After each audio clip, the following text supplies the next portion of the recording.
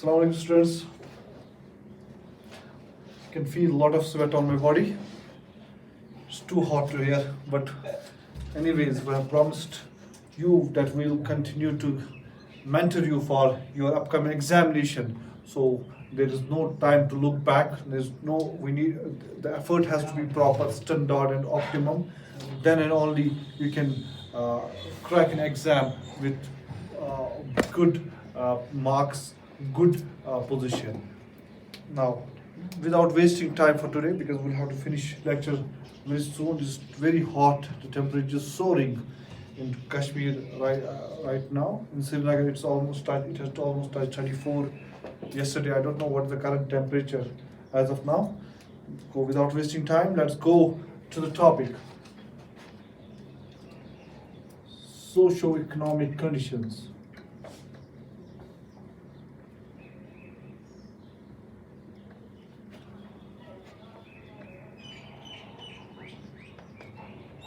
North India, वापस हम south से कहाँ की ओर जा रहे हैं?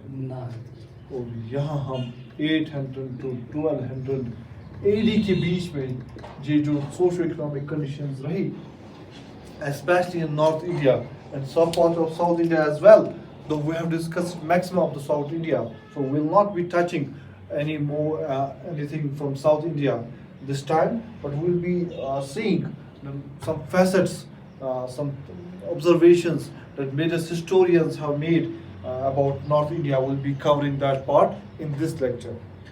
But before I start this lecture, the general knowledge, the GS students will ask me the question, sir, why do we need to study this topic?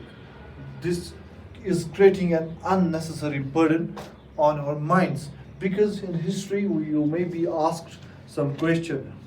You might have thought as of today that we will directly start from age of conflict, that is coming of Muhammad Ghazni into India. But I felt it necessary on my own part when I made a material research about this subject. I felt it necessary because it can help you link. It can help you to develop and link. इससे आपकी link बन सकती है और आप चीज़ों को सही मानों में पढ़ सकते हो। और जब हम आगे पढ़ेंगे, आप एक जगह हम ऐसे कुछ चीज़ें डिस्कस करेंगे जहां आपको खुद पता चलेगा ये टॉपिक इम्पोर्टेंट क्यों है। एंड वही चीज़ें जो इस साल के हिस्ट्री क्वेश्चन, जो यूपीएससी का हिस्ट्री पोर्शन आया था, उसमें से वो सबसे डिफिकल्ट क्वेश्चन माना गया, मगर हमारी ही गलती की वजह से हमने ये पोर्शन छोड़ देते हैं और इसी पोर्शन से क्वेश्चन आया था। तो यहाँ आप देखिए यूपीएससी क्या कर रहा है। यूपीएससी आपको बोल रहा है कि अगर आप हिस्ट्री पढ़ रहे हो, आप ये डिस्क्रीटली नहीं पढ़ो, आप चीज़ों को अंदर जाके पढ़ो, आप चीज़ों को सही मानों में पढ़ो, आप चीज़ों की हर एक एरा, हर एक पीरियड में क्या क्या चीज़ें हो रही थी उनका आपको आइडिया होना चाहिए। हाँ, because 2 marks and with negative it becomes 2.66 और वो गेम डिसाइडर होता है प्रिलिमिनरी एग्जामिनेशन में। तो कोई भी पोर्शन आपका स्टैटिक का वो इम्पोर्टेंट बन जाता है। क्या बोलता है? तो हमें चीजों को अगर हम कर सकते हैं एक लेक्चर में cover, why would we not try to cover it? हमें क्यों अगर 10 दिन लगते तो हम बोलते कि नहीं, इसका टाइम, इसका कॉस्ट बेनिफिट एनालिसिस करते, हम बोलते कि नहीं ये फायदेमंद नहीं था।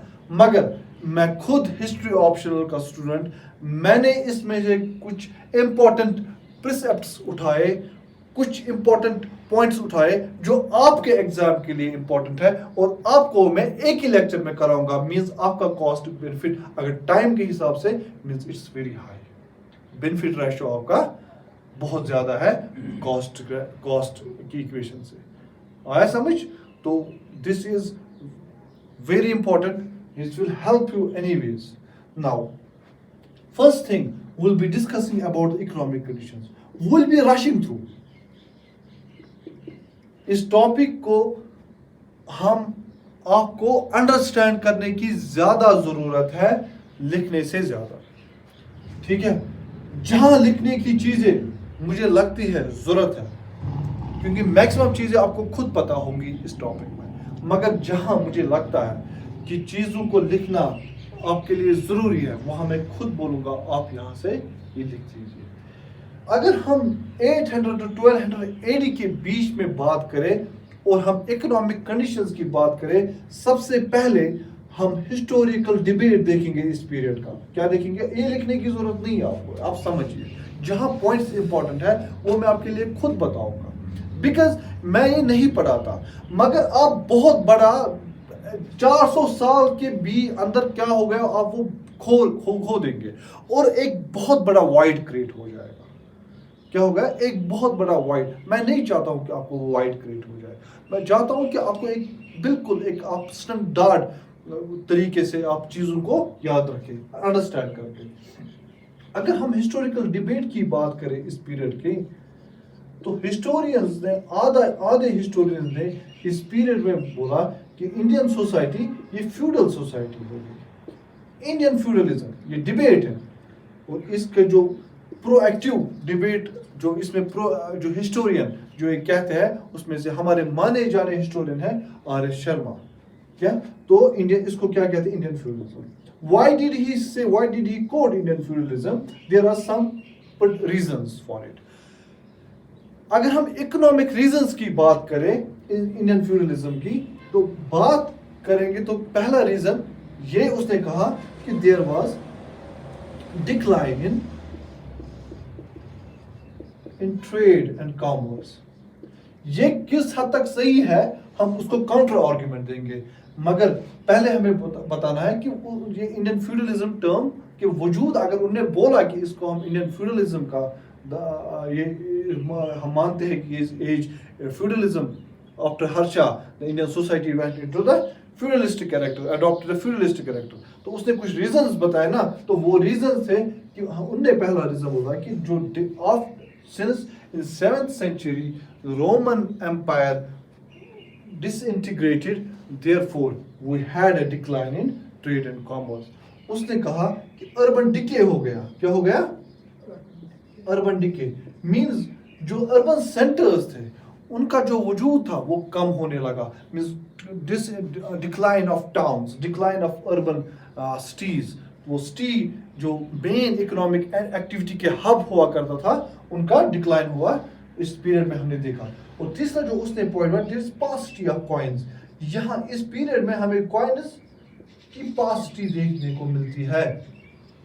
इस कॉइन्स बहुत ही कम मिली हमें इस एज में। और जो उसने एक और रीजन बताया कि ग्रोथ ऑफ समानताज, ग्रोथ ऑफ समानताज मींस फीडेटरी चीफ्स। और इनको किस नाम से उनको और जाना जाता था? रोहताज और रौनक्स।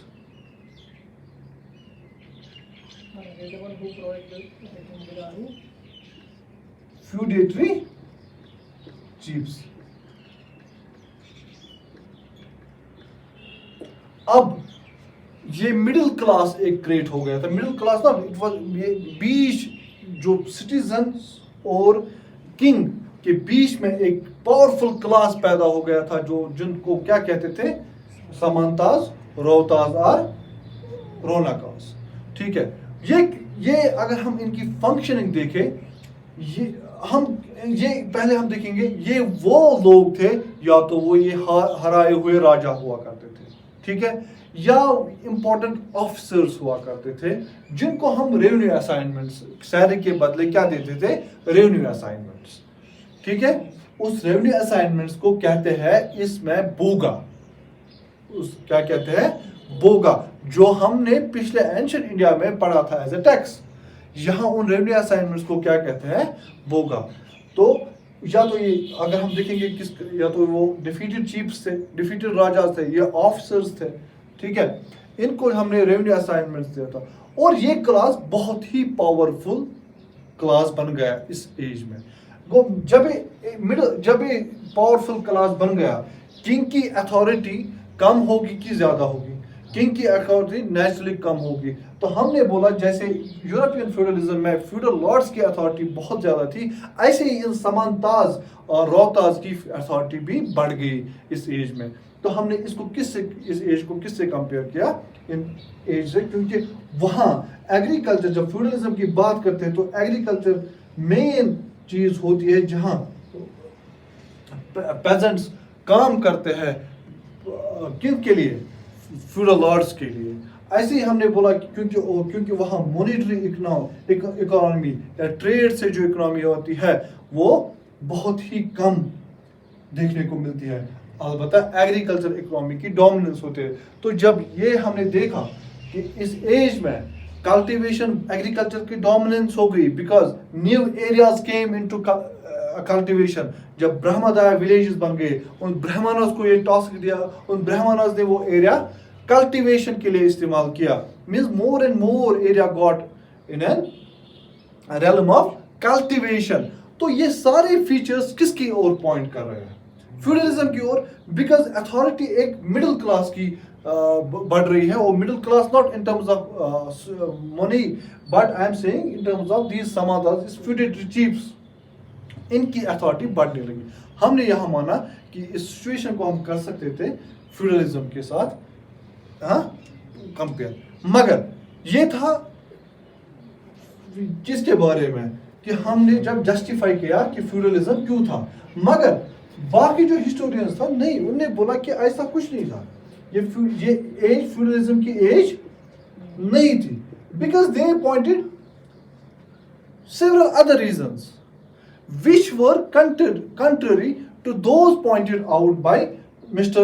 R.S. Sharma, who supported the viewpoint of Indian feudalism. तो उन्होंने दूसरे कुछ आइडियाज उन्होंने बोला कि पॉसिटी ऑफ ट्रेड नहीं, डिक्लाइन ऑफ ट्रेड नहीं, but nature of trade changes.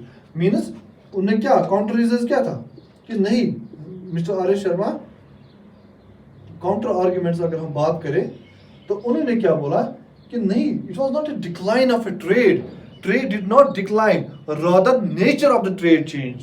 क्या हो गया? Nature of trade change.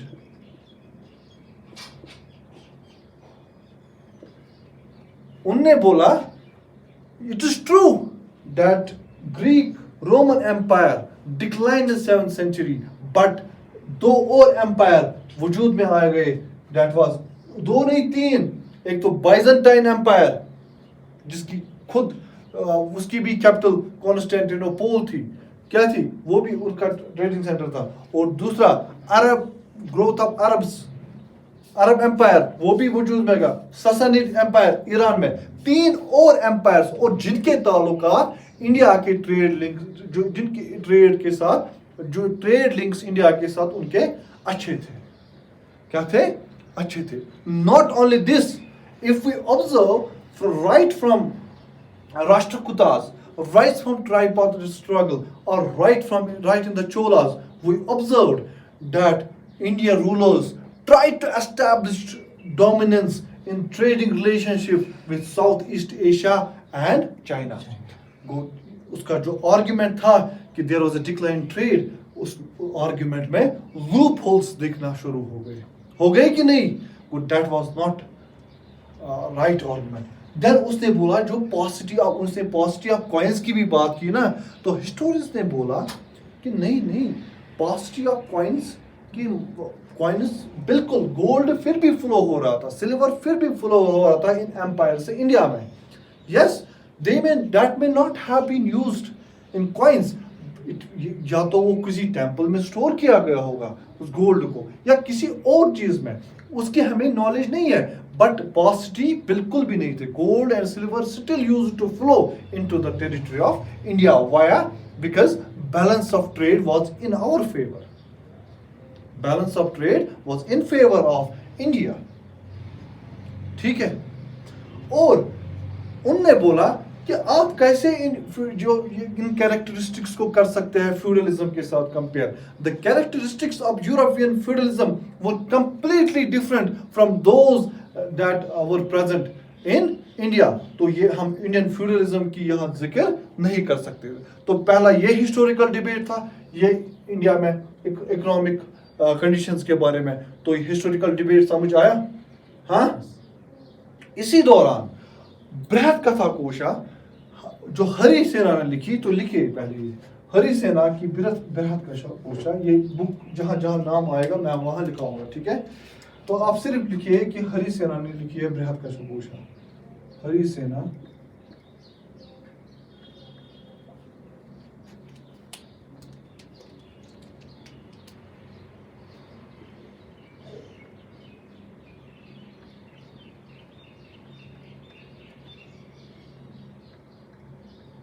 लिखा आपने, किसने लिखी है बृहत कथा कोशा। तो मैं, क्योंकि लिटरेचर हमारे लिए इंपॉर्टेंट है सवाल के लिए, तो यहाँ मैं आपको वो।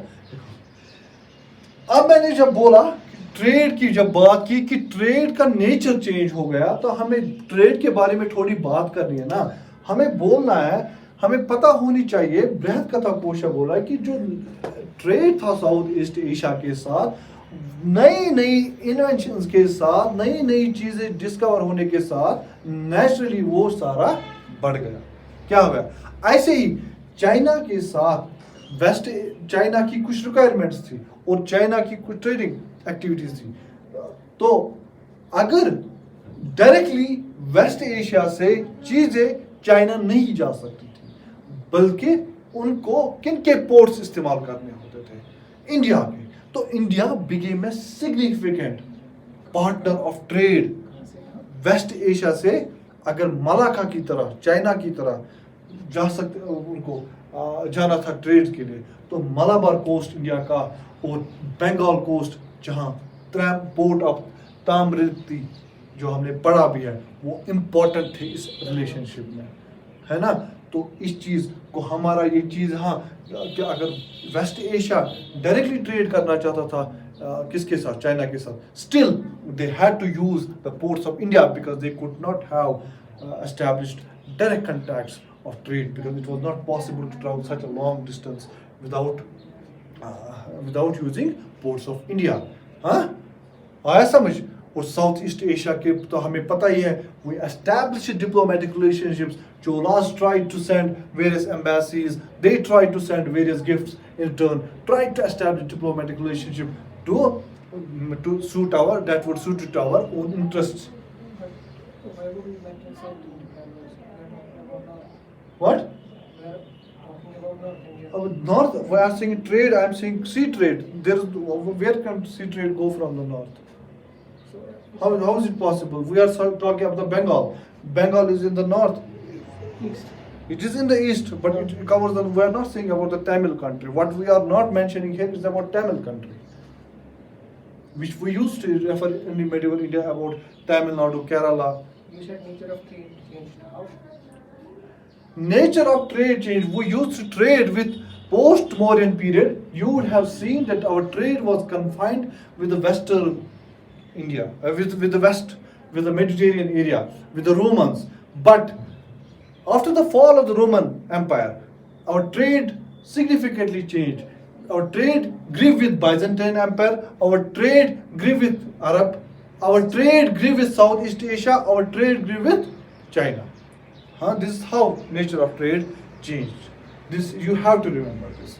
Now, this is about economic. Similarly, we have also discussed that there were significant improvements, significant inventions in agricultural technology. There was wide improvement in irrigation facilities. So also the land that was not reclaimed prior, that was used, but this time that reclaimed land on various headings was used for cultivation.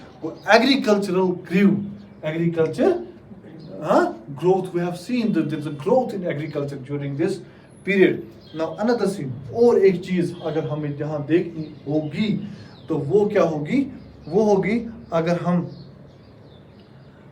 ये हो गया economic के बारे में। अब थोड़ा हम condition of people के बारे में पढ़ेंगे, ठीक है। हरिसेना बृहत कथा क्वेश्चन है, वो तो मैंने बताया ना। इसने क्या, इसने बताया कि नई नई टेक्नोलॉजीज, नई नई चेंजेस आ गई जो हमें आफ्टर दिस 8th सेंचुरी के बाद नई नई चेंजेस आ गई। वो इसी कथा में उसने उसका जिक्र किया है, हरिसेना ने इसी कथा में किया है। तो जहाँ हमें पता चलता है कि हमारा ट्रेड कैसे साउथ ईस्ट एशिया और चाइना के साथ चेंज हो गया economic. I am trying to be very fast ताकि मुझे 12 जो 4 सेंचुरीज है जल्दी जल्दी से कवर हो जाए और मैं आपको वही पॉइंट लिखाऊं जो आपको एग्जाम के लिए प्रिलिमिनरी के लिए इंपॉर्टेंट है। ठीक है। नाउ अगर हम कंडीशन ऑफ पीपल देखें इस एज के,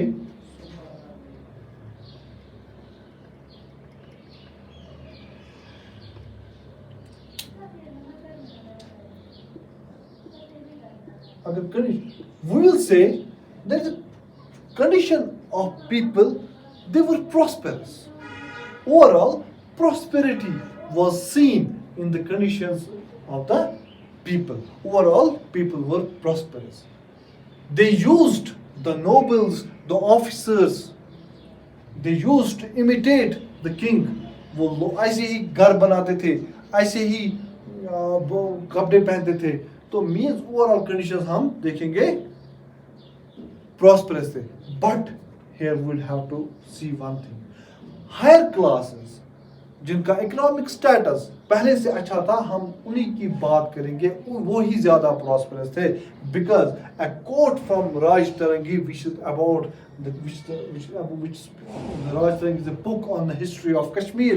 हाँ, वहां से हमें ये देखने को मिलता है कि ordinary men, they still had they were dependent on rice as well as some fruit, some vegetable. तो मगर जो rulers थे, जो chiefs थे, they used to have fried they used to fry chicken or something else. Means उनकी वो prosper, उनका अगर हम उनका फूड पैटर्न देखें वो थोड़ा प्रॉस्परस फूड पैटर्न था, उनका बेहतर था, पर ऑर्डिनरी लोगों का ज़्यादा अच्छा नहीं था। तो this want make any difference, ये भी एग्जाम के लिए खास चीज़ नहीं है। Now what is important, that is nature of society which is very important for your examination, और इस साल इसको टच किया गया है।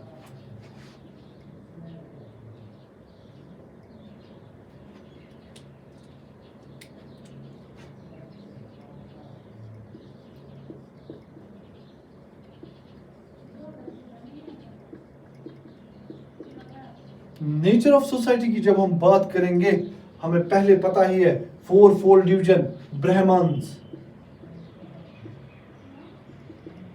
क्षत्रियास, वैश्यास, शूद्रास।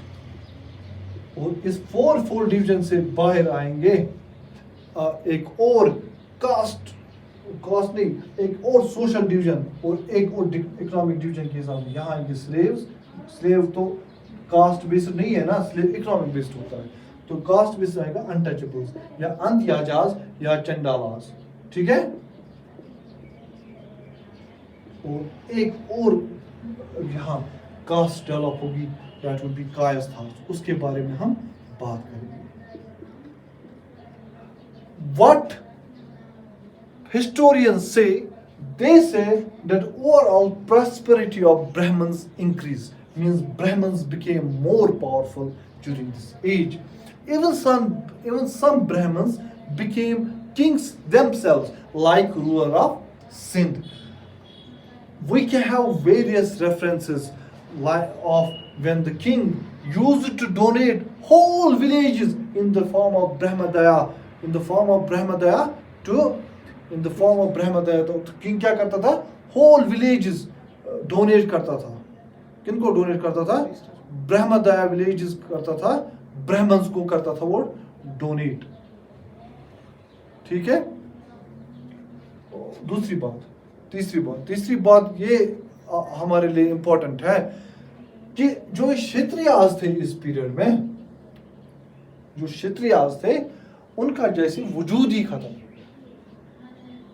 उनका इस पीरियड में जैसे वजूद ही खत्म है। फिर वेश्यास का स्टेटस लगभग शूद्रा जैसे हो गया, और शूद्रा का स्टेटस थोड़ा इंप्रूव हो गया। क्या हो गया? Difference कम. शूद्राज का स्टेटस थोड़ा इम्प्रूव हो गया. कैसे इम्प्रूव हो गया ये आप देखेंगे यहाँ. इम्प्रूव ऐसे हो गया, इनको पहले कुछ रिचुअल्स की इजाजत नहीं थी. अब वो सपोज बर्थ के साथ रिचुअल्स हुआ करते थे, मैरिज के साथ रिचुअल्स हुआ करते, डेथ रिचुअल्स के साथ समारता रिचुअल्स उनको कहते हैं. क्या कहते हैं? समारता रिचुअल्स. उन रिचुअल्स की उनको इजाजत मिल गई.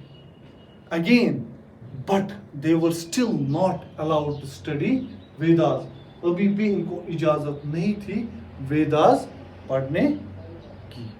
तो ये याद रखिए, they were still not allowed to study Vedas. हाँ, आई चीज. और एक कास्ट डेवलप हो गई थी, कायास्थास.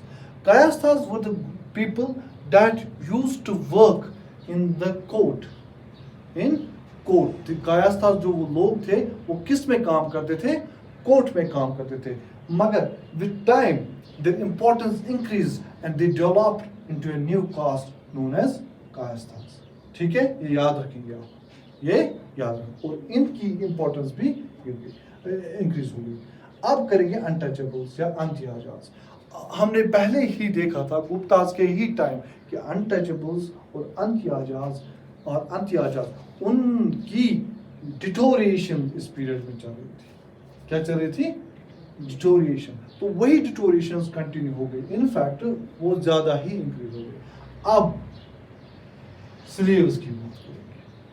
Slave is where question was asked this time in UPSC. हमने बिल्कुल भी सोचा भी नहीं था कि इस पे क्वेश्चन आ सकता है. ठीक है, बात करेंगे. देखिए, जब हम स्लेव की बात करेंगे, स्लेव की जब बात होगी तो आप ये मान के चलिए कि slave were not used to fight but they could fight. But we have a reference. If slave saved the life of a master, he would be free. This was the statement asked in UPSC this year. Second, if slave saved the master, he would hold property rights in his property, in the property of his master. आया समझ? और तीसरी चीज, if जो slaves के बारे में थी, जो तीसरी चीज थी, that is a female slave. अगर फीमेल स्लेव कोई होती थी, अगर वो बेयर कर रही थी अपने मास्टर का child, she would also become free. ये तीनों के तीनों स्टेटमेंट्स उठाए गए थे यहाँ से. और हमने देखा हम ये चीज पढ़ ही नहीं रहे थे. और हमने इस क्वेश्चन को माना था सबसे डिफिकल्ट क्वेश्चन. क्या माना था? सबसे डिफिकल्ट क्वेश्चन. मगर ये डिफिकल्ट क्वेश्चन नहीं था. It was our lack of critical reading that made it difficult. हालांकि तो ये तो आम सी बुक, अगर 2-3 रिविजन सही मानों में किए होते तो सतीश चंद्र का टॉपिक ही था. आया समझ? हाँ, this was about nature of society. Now we will say about yes, all of them. Okay. Condition of woman. Now, very important condition of woman.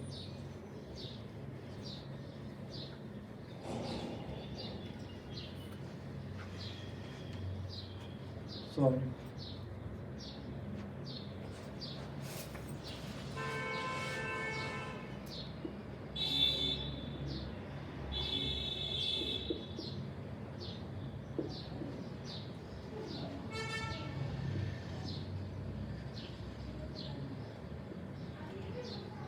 Condition of women. Condition of women की जब हम बात करेंगे तो हमें यहाँ कुछ चीजें सीखनी होगी. हमने देखा होगा कि ओवरऑल कंडीशन ऑफ वुमेन क्या थी? वो भी डिटोरिएशन पे थी. कुछ चीजों को छोड़ के ओवरऑल वुमेन की कंडीशंस क्या थी? हाँ, deterioration. They were considered. Don't write it. I will make you write if there is a statement or two. They were still considered. They were. अच्छा आप लिखिए women के बारे में लिखिए. Maybe they may ask. Women in this age or in this era were still considered mentally inferior to men.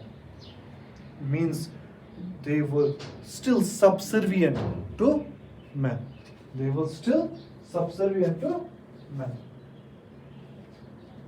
ठीक है? और लिखिए.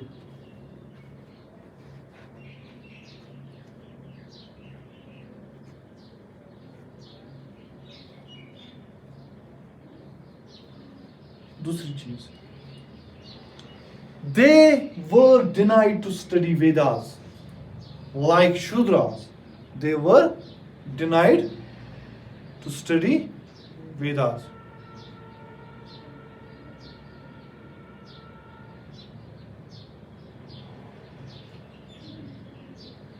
तीसरी चीज, their marriage age was lowered. When their marriage age was lowered, what does this mean? This would mean that their prospect for higher education was minimized. Their prospect for higher education minimized.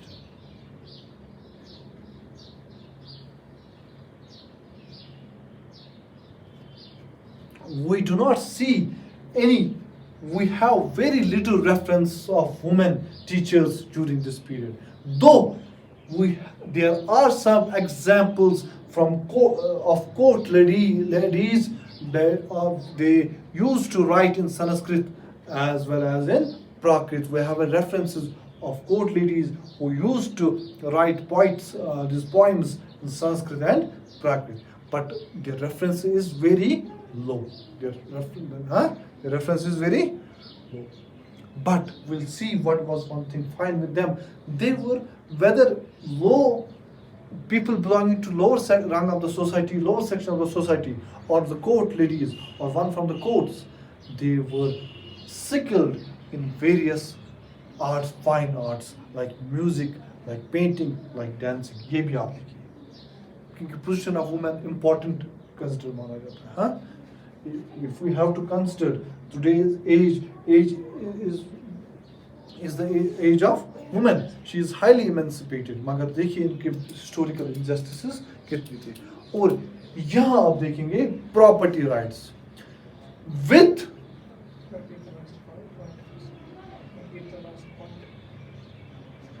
what they were highly skilled in various fine arts.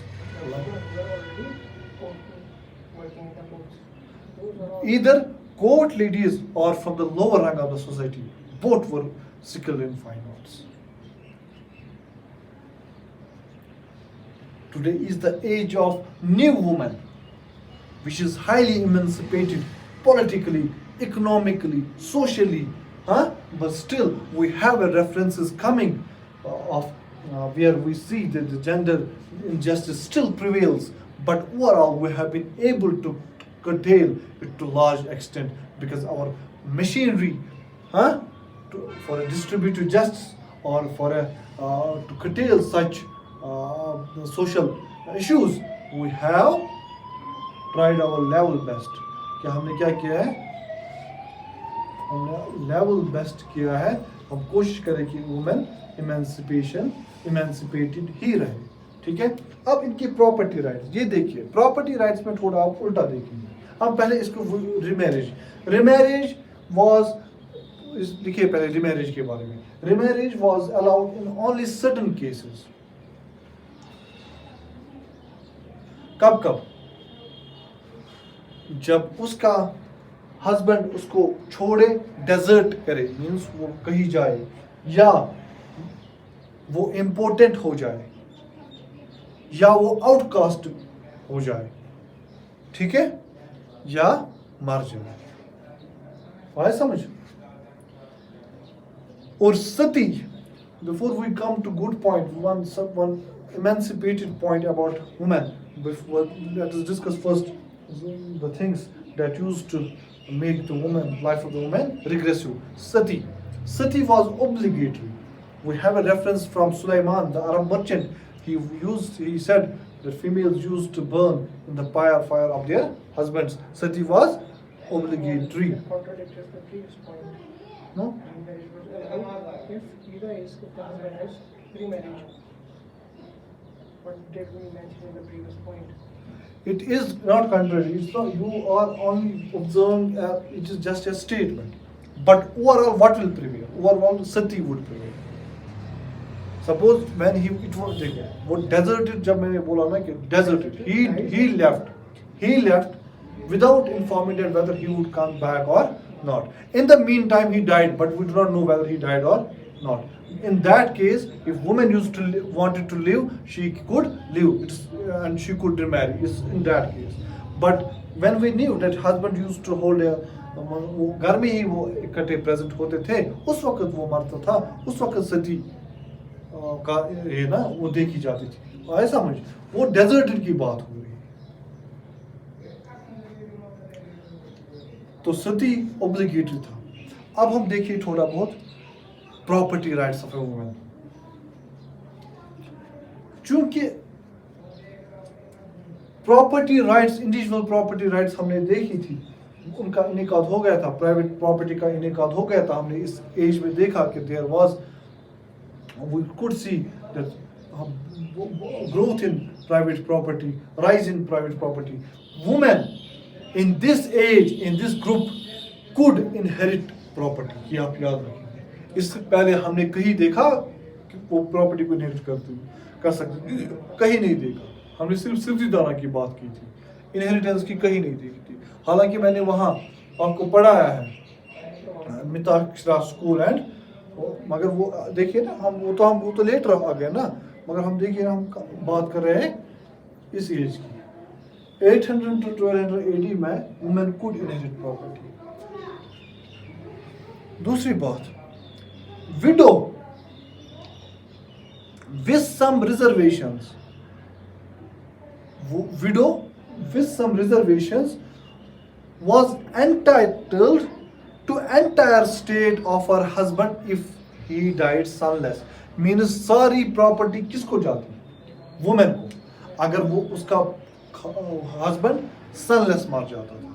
इससे पहले ऐसी कहीं देखा हमने? नहीं देखा. This is an silver lining which we could see. Also, daughters, these can come as statement based question. This is very important. Daughters also had a right to succeed to property of widow. Means वो भी इस property के हिस्से में आ सकते थे. Which school we are talking about of revise करना? दो schools हमने पढ़े थे जहाँ son भी inherit कर सकता और daughter भी inherit कर सकता. दोनों में सन भी और बहुत भी. अब फर्क कहाँ थी? एक था एक स्कूल, दया बागा स्कूल और मिताक्षरा स्कूल. दोनों में देखा ना, एक उसके जीवन में कर सकता और एक उसके मरने के बाद कर सकता था. ये तो हाँ, यहाँ क्या लिखा? daughter had also a right to succeed to property of widow. आया समझ? अब what about पर्दा सिस्टम? पर्दा system, Abu Zaid, again an Arab trader, he says that upper class there was no पर्दा system. There was no पर्दा system. We are not sure about lower class, but in upper class, court ladies, upper class ladies, वहाँ कोई पर्दा system नहीं थे. Although जो उनके husband हुआ करते थे वो उनको पब्लिक गेज से दूर रखना चाहते थे, मगर पर्दा सिस्टम हमने कहीं, व्हीलिंग हमने कहीं पे नहीं देखी, व्हील्स हमने कहीं पे नहीं देखी. हाँ, ये चीज़ आया समझ? हाँ, देयर वाज नो पर्दा system prevalent in upper class women.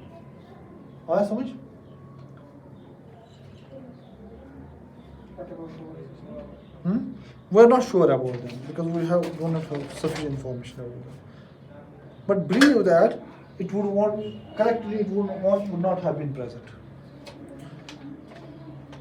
अगर हम इसके बाद ड्रेस फूड ऑर्नामेंटेशन की बात करें तो हमें मानना पड़ेगा नॉर्थ इंडिया में वही धोती ज़्यादातर लोग जो आम लोग करते थे धोती और साड़ी का इस्तेमाल करते थे और जो किंग्स में हमने स्कल्पचर्स से क्या देखा है long trousers long coats used to wear हाँ और ऐसे ऑर्नामेंटेशन दोनों मर्द और औरत दोनों ऑर्नामेंट्स का इस्तेमाल करती थी और फूड ज़्यादातर सोसाइटी वेजिटेरियन थी but there are reference to eating of meat as well on special occasions ठीक है हाँ ये तो हो गई इसकी बात अब हम देखेंगे एजुकेशन साइंस एंड लर्निंग की बात एजुकेशन साइंस एंड लर्निंग यहाँ आप देखेंगे एजुकेशन साइंस एंड लर्निंग की अगर हम बात करें हम देखेंगे ये वाला पीरियड हम क्या देखेंगे हमें पता था पहले ही कि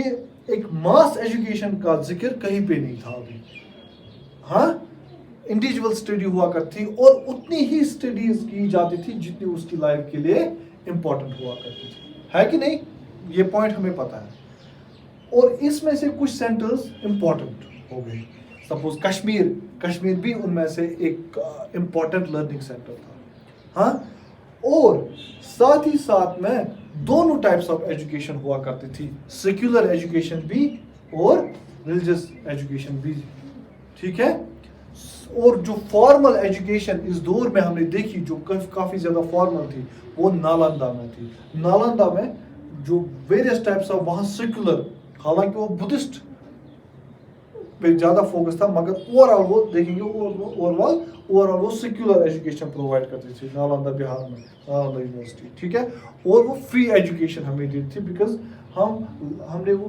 लैंड असाइनमेंट्स उसकी अपकीप के लिए पहले ही हमने देखे कि किंग्स ने उसको यूज़ किया था हाँ और अगर हम यहाँ इस एज की साइंस के बारे में हम देखेंगे हमने देखा था कि साइंस गुप्ता पीरियड में बहुत ही ज़्यादा उरूज पे था मगर यहाँ थोड़ा वो डिक्लाइन पे था उसकी कुछ खास वजूहत थी डिक्लाइन पे क्यों था कि पहले यहाँ अगर हम सर्जरी की बात करेंगे सर्जरी जो अपर क्लास लोग होते थे तो उन्होंने अब वो सर्जरी इस पर बिलीव ही नहीं करते थे क्योंकि कटिंग या dissecting of a body of a person was entitled as a work of untouchable Antyajas ठीक है हाँ अंत्याजाज तो इसलिए उसमें कुछ केमिस्ट्री में suppose mercury discovery of mercury उसमें से कुछ अगर कुछ चीज़ें हमें जो लाइफ साइंस के बारे में पता चली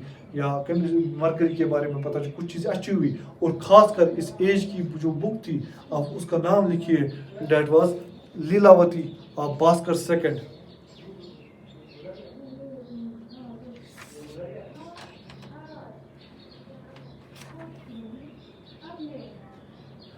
ये मैथमेटिक्स पे बुक थी भास्कर सेकंड ने ये बुक लिखी थी जिसका नाम था लीलावती क्या नाम था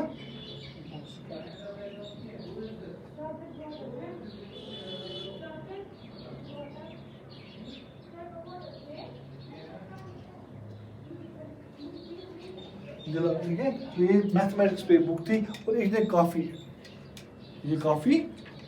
यूज़ की गई इस एज में इसके बाद अगर आप कुछ और चीज़ इस एज के देखिए अल-बिरूनी जो बड़ा फॉन्ट था इस जो अरब से आया था मोहम्मद गजनी के साथ जो फॉन्ट था इंडियन सोसाइटी का but still he pointed out that Indian society was insular in character means ये आइसोलेटेड अपने आप को आइसोलेट किया गया था क्या इनको बाहर की डेवलपमेंट्स के बारे में ज़्यादा पता नहीं है तो इसलिए इनका साइंस ज़्यादा ग्रो नहीं होगा इस पीरियड ठीक है तो this would conclude our topic what I consider necessary for you to write you have noted that down अब इसके बाद इसमें फिलोसफिकल रिलीजियस और फिलोसफिकल ग्रोथ भी देखी गई मगर वो हम तब पढ़ेंगे जब हम पूरी फिलॉसफीज जब हम एक ही साथ वो पढ़ेंगे, उसी में देखेंगे वो रिलीजन कि यहाँ हम देखेंगे बुद्धिज़्म के साथ क्या हुआ, जैनिज़्म के साथ क्या हुआ, और इसके रामानुजा का जो रामानुजा आदिशंकरा की फिलासफी हम देखेंगे इस एज में, ठीक है। तो वो अगर उसी वक्त देखेंगे जब हम फिलासफीज डिफरेंट फिलासफीज पढ़ेंगे इन इंडिया। तो this will be all for today, thank you so much.